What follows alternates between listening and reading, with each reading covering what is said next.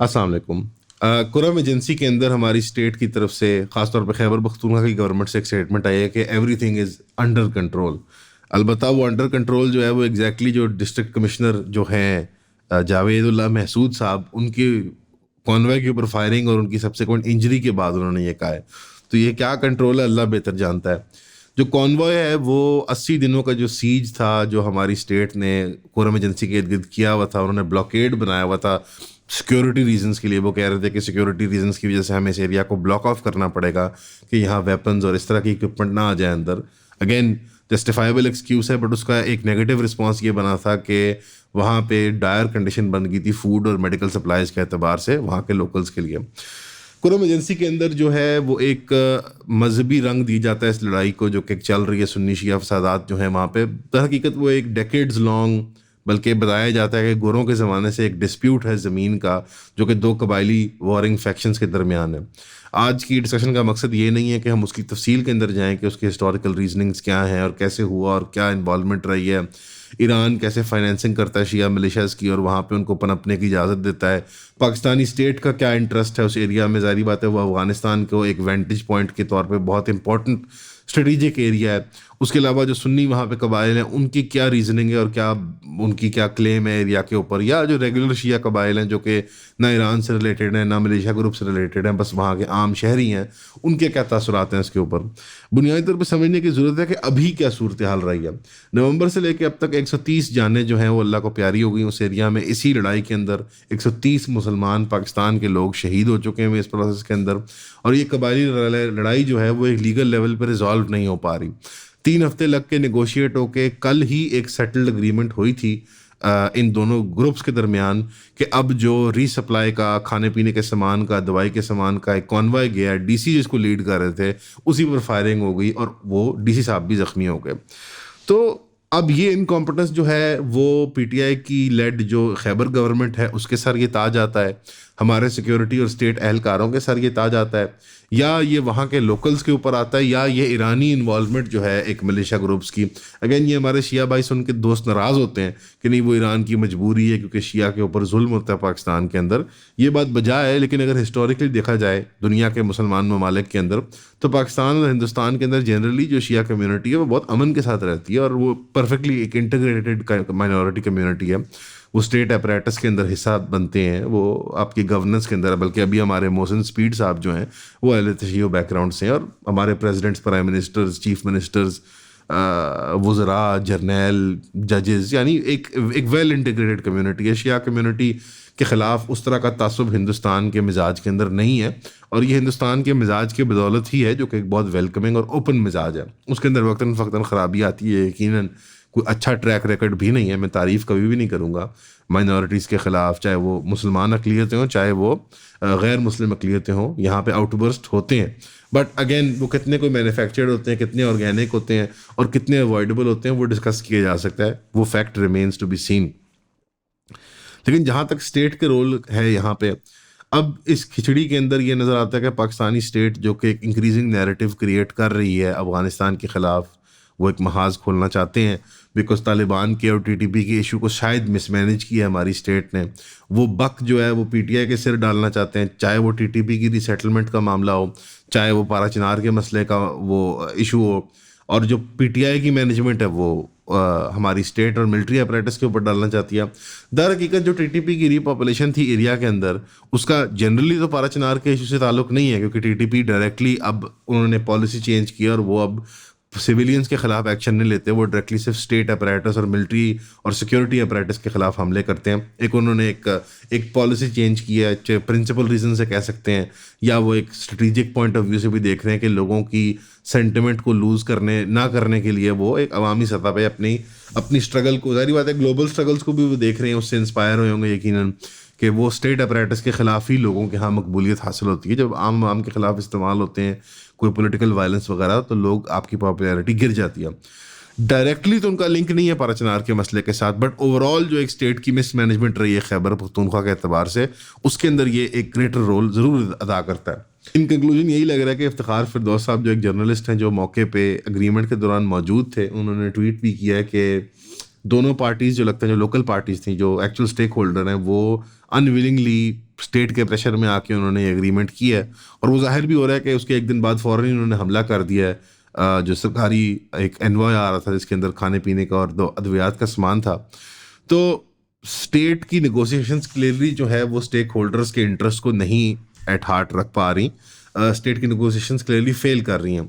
अब क्या इसका मतलब है कि यहाँ पे स्टेट का वायलेंट क्रैकडाउन होना चाहिए? Potentially this can be an option कि क्या स्टेट की सिक्योरिटी फोर्सेस को वहाँ पे ऑक्यूपाई कर लेना चाहिए एरिया को और वो इसको रिजॉल्व करे।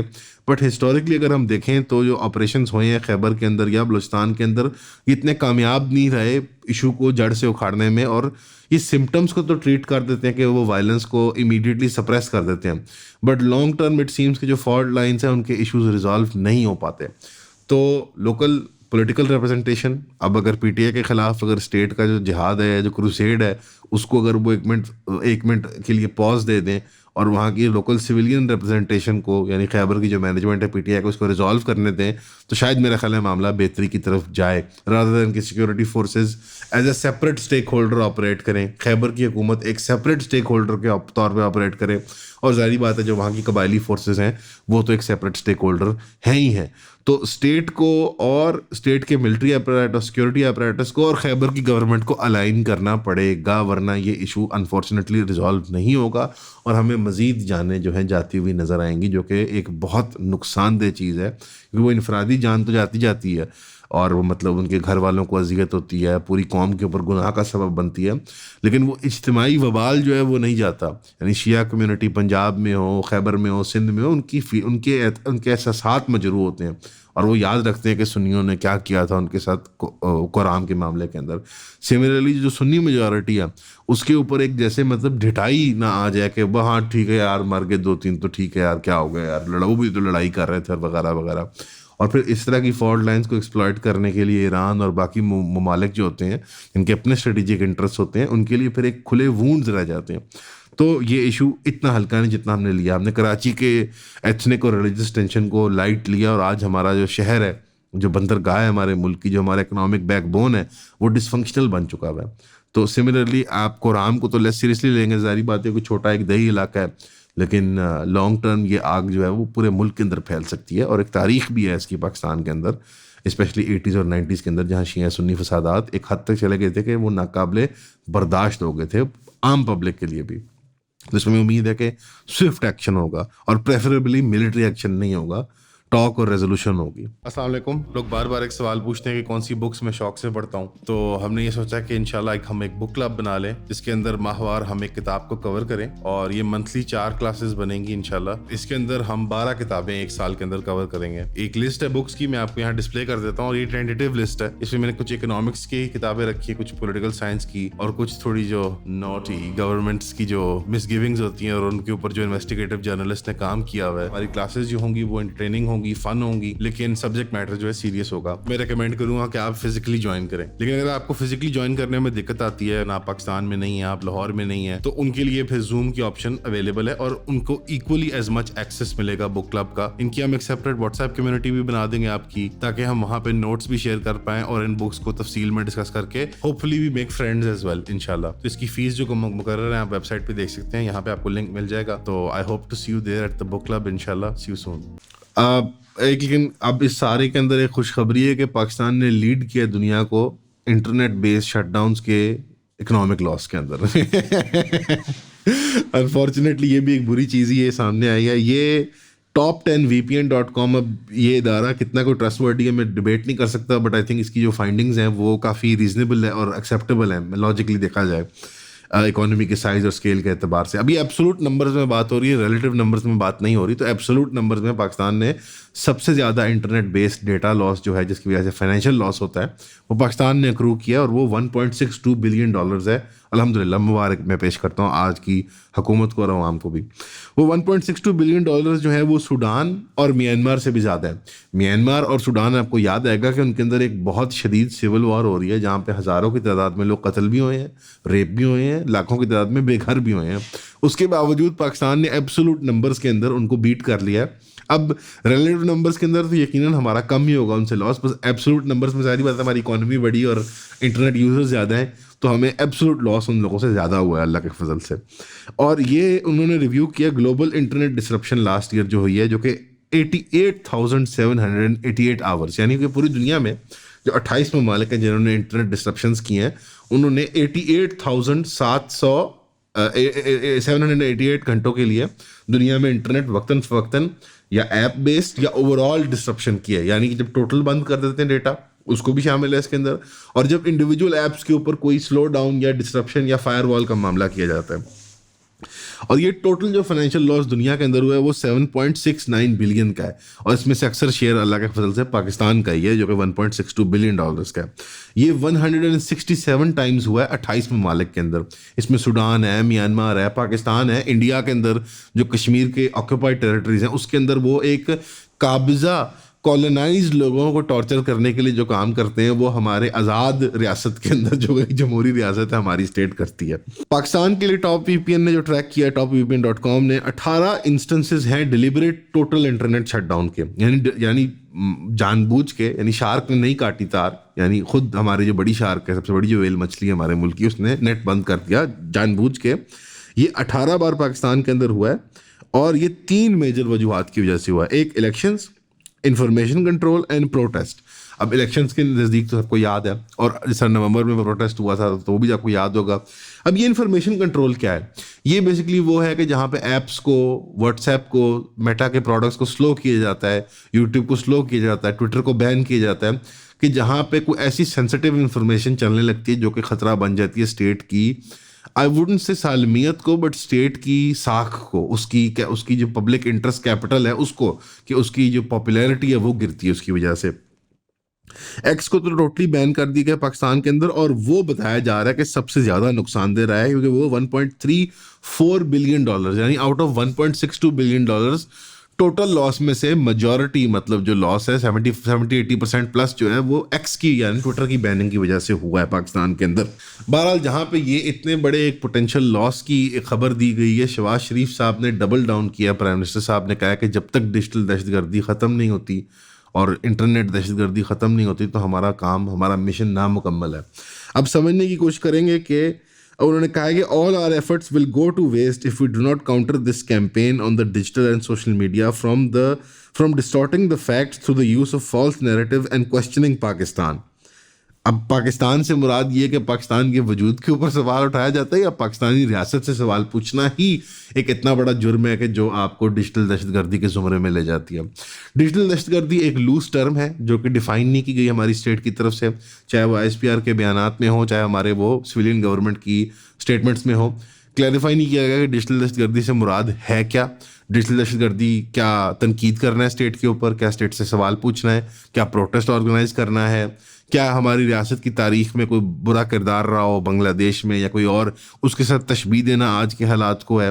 क्या PTI की सपोर्ट डिजिटल दहशतगर्दी है, क्या TLP की सपोर्ट डिजिटल दहशतगर्दी है, क्या हर कोई जो अपोजिशन में है वो एक डिजिटल दहशतगर्द है, क्या मैं और आप डिजिटल दहशतगर्द हैं, क्या आपके घर में आपका बच्चा ऑनलाइन PTI का प्रोपेगेंडा देख रहा है तो आपका, वो याद है वो जो इस तरह मतलब सिक्योरिटी एड्स आते थे लोगों को, बच्चों को डराने के लिए, जो वॉर ऑन टेरर के अंदर, कि आपके बच्चे जो हैं वो रेडिकलाइज ना हो जाए ऑनलाइन जिहादी तंजीमों से। तो मतलब ना तब ये वर्क किया था ना आज ये वर्क करेगा, बल्कि इंटरनेट जो है वो मशरूम आउट कर गया, फ्लावर आउट कर गया, अब उतना एक्सपेंसिव हो चुका हुआ है और इतना ज़्यादा इंटीग्रेटेड हो गया है इंडिविजुअल लाइफ के अंदर। टिकटॉक देख लें, बीको देख लें, आपके पिंडों में इस्तेमाल होता है ये, वो लोग अपनी खबरें वहाँ से लेते हैं, लोग अपने कॉन्टैक्ट वहाँ से करते हैं, बिजनेस वहाँ से करते हैं। सो बुनियादी तौर पे ये अब एक जीनी है जो फ्रीज है, जो वापस बोतल में नहीं डाला जा सकता। एक तो मतलब हर आदमी के अंदर वो कहते हैं ना, there are 2 wolves inside a man. एक कहता है कि इंटरनेट जो है वो फ्री एंड फेयर होना चाहिए, और एक कहता है कि यार बंद करो यार, चीफ साहब मुकाओ है, बंद करो, सन नहीं चाहिए। तो मेरे अंदर भी दोनों ख्यालात आते हैं कि ठीक है यार ये बंद करें स्यापा एक बारी, और हमें डार्क एजेस में ले जाएं पाकिस्तान को, तो हम कोई यहाँ पे मिलिट्री इकॉनमी बना दें, हम सब फौज में भर्ती हो जाएं, हम फैक्ट्रियों में काम करें, गोलियाँ बनाएं, टैंक बनाएं, इस तरह के काम करें, जैसे नॉर्थ कोरिया वगैरह है।